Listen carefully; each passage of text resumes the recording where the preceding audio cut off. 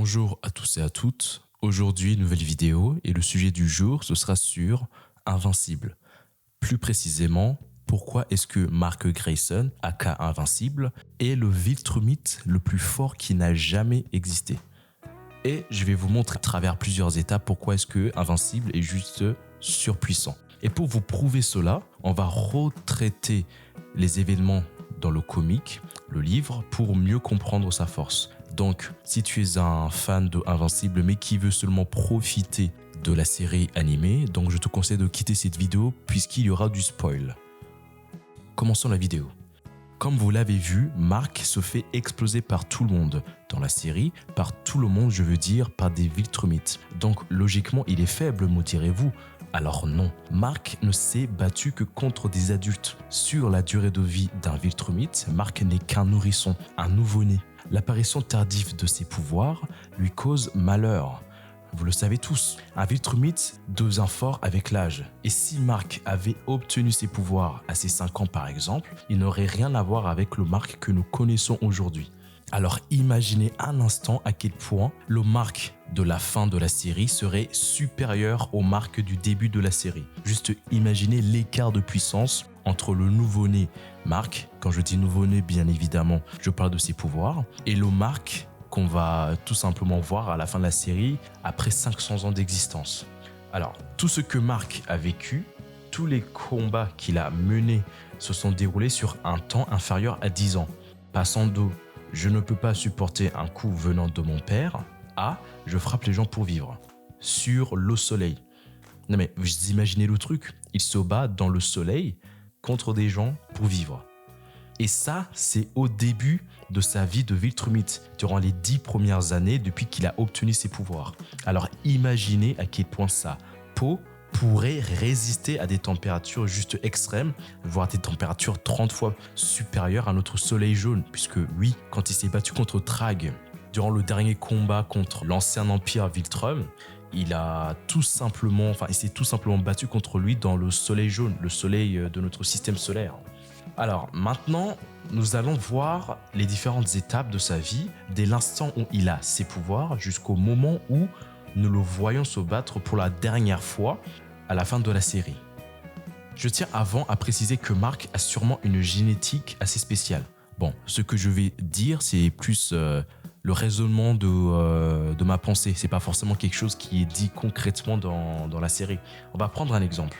Son grand-père étant l'empereur Argal et sachant que les Viltrumites avaient commis un génocide des plus faibles, donc on peut très facilement deviner que les Viltrumites choisissaient leurs dirigeants selon leur puissance et puis leur sagesse. Venez par après. Vous allez donc me dire que Conquest aurait pu être choisi à la place d'Argal vu qu'il était très vieux et puissant. Alors pas vraiment.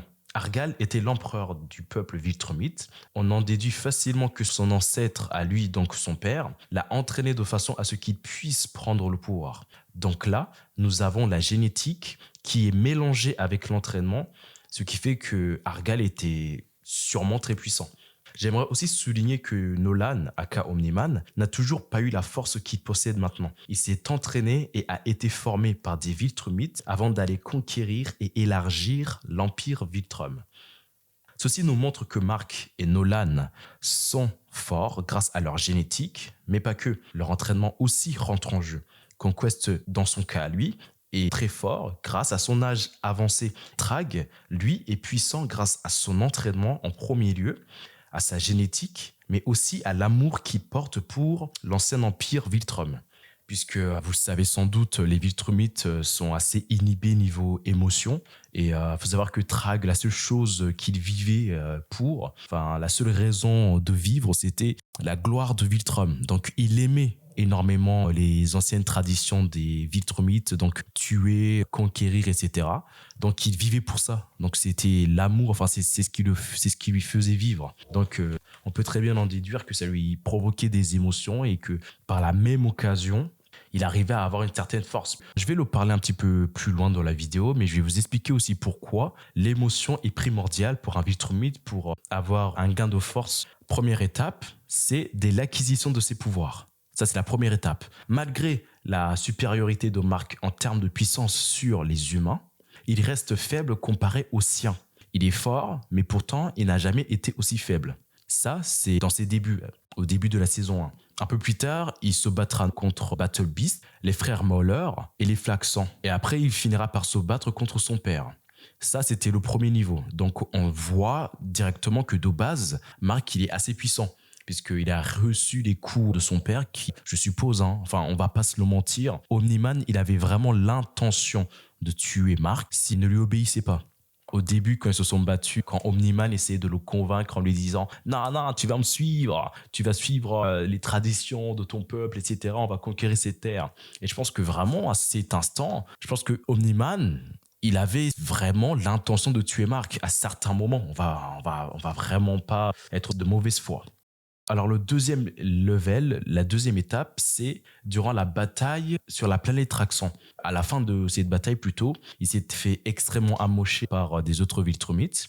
Après quelques jours, quelques semaines, etc., on le voit soulever une énorme colonne qui fait 1000 fois, voire 2000 fois sa taille, avec une facilité déconcertante. Et on peut comparer cette scène à une scène dans la saison 1 où on voit Mark pousser une énorme météorite, mais il galère, mais genre vraiment, il galère. Et là, on le voit soulever une colonne qui fait peut-être 3 fois, voire 4 fois la taille de cette météorite. Et il arrive à le porter et je pense qu'on peut évaluer en termes de puissance qu'il a eu un gain de force juste à travers cette scène. La troisième étape, c'est quelques temps après l'invasion de ces variants maléfiques. Mark fera face au plus déchaîné des Viltrumites envoyés pour conquérir la Terre après l'avertissement d'Anissa. Et c'est durant ce combat que la troisième étape de son power-up fera surface. Conquest n'avait jamais échoué dans la conquête d'un monde. Vraiment, c'est l'un des seuls qui n'a jamais échoué. Conquest est vu comme un héros par son peuple, dû à sa force et au fait qu'il réussit constamment ses missions.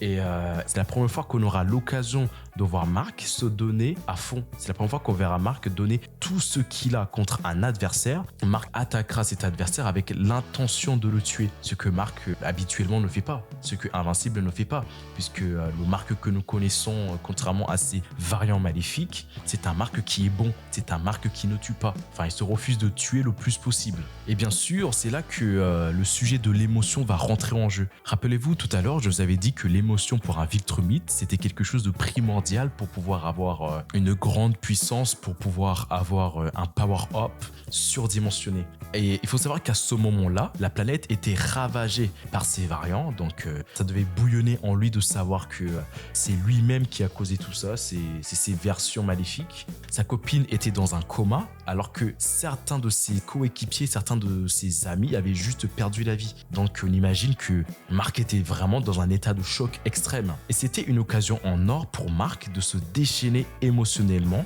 sur un adversaire. Et rappelez-vous que Mark ne peut pas se déchaîner en temps normal sur des adversaires, puisqu'il est beaucoup trop fort. S'il se déchaîne sur des adversaires humains, c'est sûr qu'il va les tuer sur le coup. Et là, c'est juste une occasion en or. Mark, il déprime littéralement. Il est dévasté, sa copine a failli mourir, son monde a failli périr. Et là, il a juste un adversaire sur qui il peut juste se défouler. Vraiment, quand Conquest arrive et lui dit qu'il est venu pour conquérir la planète et pour voir dans quel état sa mission est, Mark lui répond en disant qu'il était extrêmement énervé et que c'était lui-même qui avait causé tout le massacre autour de lui et que la seule envie qu'il avait à ce moment-là, c'était de frapper sur une chose aussi dure qu'il peut. Il voulait vraiment se déchaîner. Il pensait que Conquest était son punching ball. Bon, malgré l'envie meurtrière de Mark reste trop faible pour mettre à terre Conquest. Yves se réveille alors de son coma et fonce directement sur le champ de bataille pour aider Mark qui se fait littéralement anéantir. Malgré le fait que Mark ressentait des émotions, malgré le fait que Mark avait un boost de la haine engendrée par l'amour, il ne faisait juste pas le poids contre Conquest. Et bien sûr, Conquest, il voyait ça comme un jeu. Il jouissait de ce combat, alors que Mark, il se battait pour sa vie. Dans le feu de l'action, Conquest n'en fait qu'une bouchée. Il la transperce et Yves décède sur le coup. Mark, en voyant ça sous ses yeux, ne supporte pas la rage causée par la mort de sa bien-aimée. Il rentre alors dans une rage extrême, ce qui pousse Mark à se battre non pas pour tuer son adversaire, mais pour l'emmener dans la tombe avec lui, puisqu'il se bat sans forcément faire attention à lui. Il veut vraiment anéantir Conquest. Donc, à ce moment, Marc s'en fiche de vivre. L'adrénaline, la rage, le choc créent en lui une façade plus meurtrière et agressive qu'aucun Viltrumite n'avait atteint. Rappelez-vous que les Viltrumites n'ont pas d'émotion. J'ai déjà dit ça 2 fois auparavant. Et c'est d'ailleurs ce manque d'émotion qui va un petit peu les brider. Enfin, Marc n'a pas vécu avec la culture Viltrumite, donc il est complètement libéré au niveau émotif, enfin, au niveau émotion, excusez-moi. Et c'est grâce à cette émotion, c'est grâce à cet amour qu'il va réussir à engendrer de la haine, puisque la haine engendrée à travers l'amour est bien plus puissante que juste avoir une certaine boule de haine. Donc, juste le simple fait qu'il soit choqué de voir sa bien-aimée mourir devant ses yeux va provoquer en lui une haine qui sera juste incommensurable, une haine sans limite. Et c'est la seule fois où on verra Marc s'énerver autant. Ce qui fait que c'est un petit peu de la chance, on va dire, que Marc puisse être capable de tuer Conquest. Mais bon, comme vous pouvez le voir sur ces images, Marc, alors, devenu un monstre, il explose la main de Conquest en un rien d'autant. Il a comblé l'écart de puissance entre lui et Conquest et réussi à le tuer de la manière la plus sauvage jamais existée. Vous allez me dire que c'était un coup de chance. Pour ceux qui ont lu le comic, le livre, c'est non. Dans quelques chapitres après, Marc va encore rencontrer Conquest et pour la seconde et dernière fois, il va le battre et il va l'exécuter d'une manière assez loyale puisque dans la première manche, il a réussi à tuer Conquest mais il a quand même eu l'aide de Yves, ce qui n'est pas très loyal. Et c'est sur ce que la vidéo se termine. Mais bien évidemment, j'aimerais un petit peu vous demander de rester un petit instant parce que j'aimerais vous demander si vous pouvez me soutenir.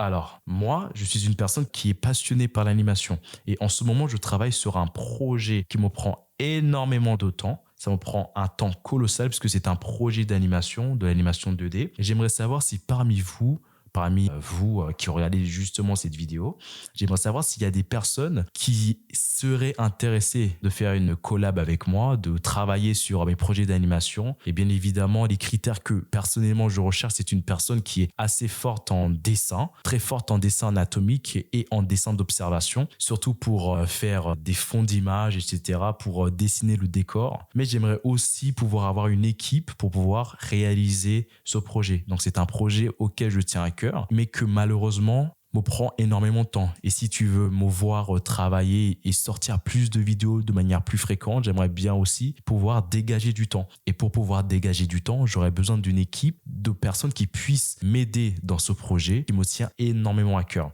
Donc si vous voulez des informations plus détaillées, n'hésitez pas à venir me DM sur mon Instagram. Sur ce, je vous salue.